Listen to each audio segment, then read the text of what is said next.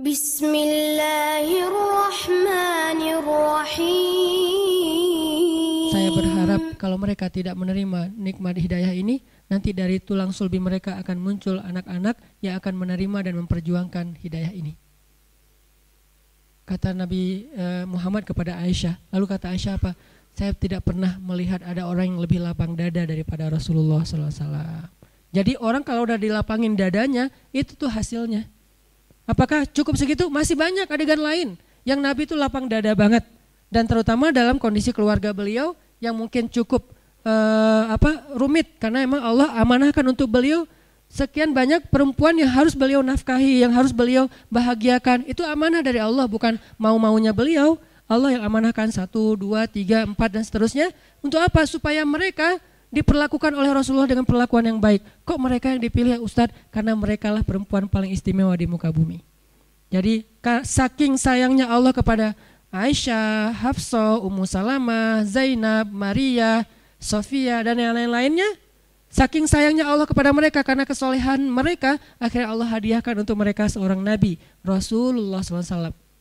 Tapi tetap aja namanya perasaan kan ya, rumit kan, gak bisa dijelasin dengan teori-teori logis. Akhirnya Nabi harus berdamai, harus lapang dada dengan kecemburuan mereka, percekcokan di antara mereka, ngambeknya mereka, bapernya mereka, dan seterusnya. Nabi lapang dada. Dan kalau kita baca cerita lapang dadanya Nabi kepada istrinya, berat, luar biasa tuh ya. Sampai kita, wah susah kalau gitu ditiru. Tapi di sini ada pelajaran, ternyata lapang dada itu bisa bikin kita mampu menanggung yang tidak mampu ditanggung orang lain. Dan seorang mukmin yang lapang dada mampu menanggung urusan orang lain namanya rohilatan. An-nasu kaibilimi'ah. Manusia itu kata Nabi seperti 100 ekor onta.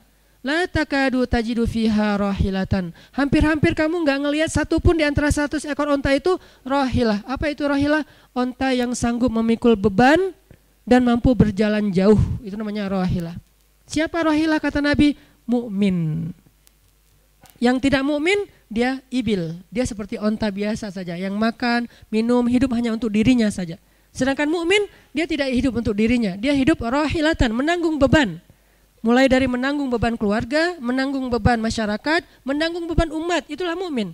Makin banyak yang ditanggung menunjukkan makin lapang dada dia. Karena kalau dia gak lapang dada, gak akan sanggup nanggung beban, keluh, kesah, masalah orang lain.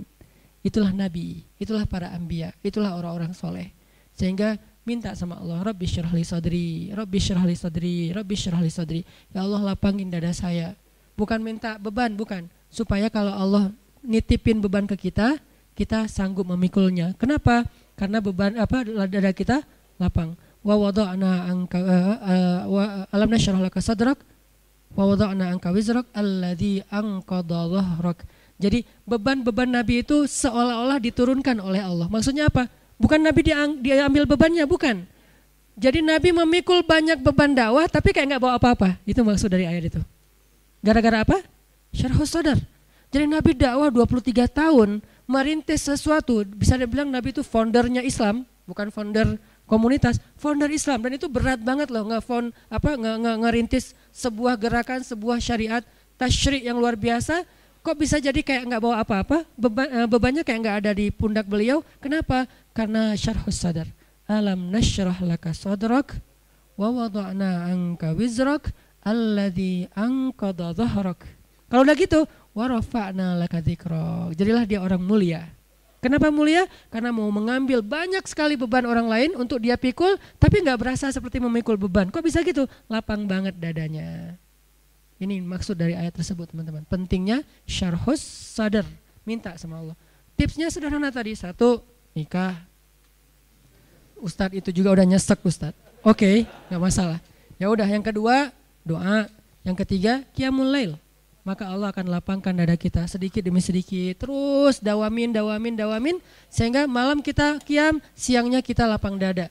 Ketika kita dapat masalah, kita berdoa lagi sama Allah. Allah lapangkan lagi dada kita. Supaya apa? Supaya kita sanggup memikul beban orang lain dan kekeliruan, kesalahan orang lain. Supaya tidak membuat kita menjadi orang yang menutup diri. Membuat kita jadi orang yang nyesek. Membuat kita jadi orang yang gampang marah, gampang tersinggung, susah maafin orang lain.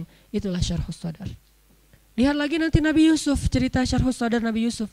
Ketika ketahuan saudara-saudaranya datang ke Mesir mau minta gandum, terus Nabi Yusuf akhirnya kayak ngasih sedikit ujian buat mereka, sengaja dibikin kayak gitu biar mereka nanti sadar. Lalu setelah mereka sadar, mereka mengatakan, Yusuf, kamu sekarang sudah punya kekuasaan. Sekarang kami lemah. Kalau kamu ingin membalas kejahatan kami dulu, maka kamu pasti bisa. Maka balaslah apa yang kamu ingin lakukan. Apa kata Nabi Yusuf? La tasriba alaikum. Sekarang tidak ada balasan untuk kalian. Aku tidak ingin membalas kalian. Allah sudah memaafkan kalian. Pulanglah, bawalah bajuku ini, berikan kepada ayah. Semoga ayah bisa mencium aroma tubuhku dan mengetahui bahwa kalian benar-benar bertemu dengan aku.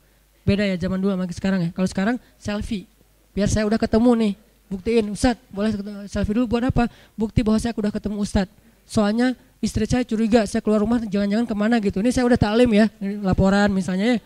Kalau sekarang kan selfie edisi Nabi Yusuf adalah baju Nabi Yusuf dibawa ke ayahnya. Dicium oleh ayahnya, langsung mata ayahnya bisa melihat lagi mukjizat, kemudian datang lagi ke Mesir untuk bertemu dengan Yusuf. Artinya Yusuf nggak dendam. Padahal udah digituin banget, dilemparin ke dalam sumur.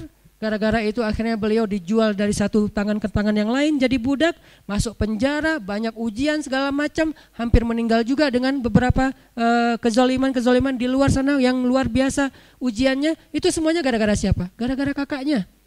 Kalau orang lain yang memperlakukan beliau kayak gitu, oke lah orang lain. Ini kakak sendiri yang beliau nggak pernah ngejahatin mereka sama sekali. Tapi begitu mereka datang meminta bantuan Yusuf, lapang dadalah yang membuat Nabi Yusuf memaafkan lalu mau membantu mereka. Syarhus Sadar, sifat para anbiya. Nabi siapa lagi yang syarhus sadar banget?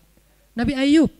Nabi Ayub juga kayak gitu. Sampai saking sebelnya Nabi Ayub kepada istrinya, sampai berkata, kalau nanti saya sembuh, saya akan menghukum istri saya dengan satu digituin lah. Apa sih istilahnya? Mau dicambuk kayak nggak enak gitu bahasanya. Dicemetut ya, apa? Dicemetut, dicepret, dipecut, dipecut. Saya akan pecut dia satu pecutan, satu pecutan. Pas sudah sembuh apa? Nggak tega, Tapi kan harus menunaikan janji kan ya. Akhirnya apa? Cari rumput, gitu doang. Ini kenapa syarhus sadar, lapang dada. Kadang-kadang kita kayak sebel banget sama orang.